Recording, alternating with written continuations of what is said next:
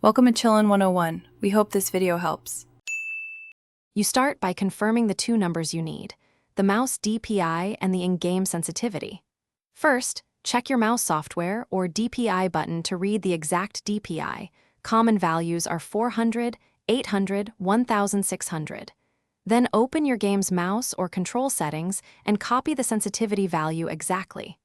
Once done, make sure mouse acceleration is turned off both in your operating system and in-game so the calculation reflects consistent movement. Keep both numbers visible for the next step. You now calculate effective DPI by multiplying. Take the mouse DPI value and multiply it by the exact in-game sensitivity. DPI times sensitivity equals eDPI. For example, if you have 800 DPI and a 0. 5 sensitivity, you get 400 eDPI.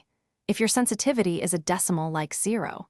275, use a calculator or your phone to avoid rounding errors, because small differences matter at aim range. Once you have the number, write it down and compare it to any target or coach. You finish by applying or verifying the eDPI in practice. If you want a specific eDPI, change either the mouse DPI or in-game sensitivity to reach that product. For example, raise DPI or lower sensitivity. Then test it with aim trainers, bots, or a 360-degree flick to confirm consistent muscle memory. If the movement feels off, make sure polling rate, mouse drivers, and acceleration settings are correct. If problems persist, repeat the calculation and retest. That usually reveals the culprit.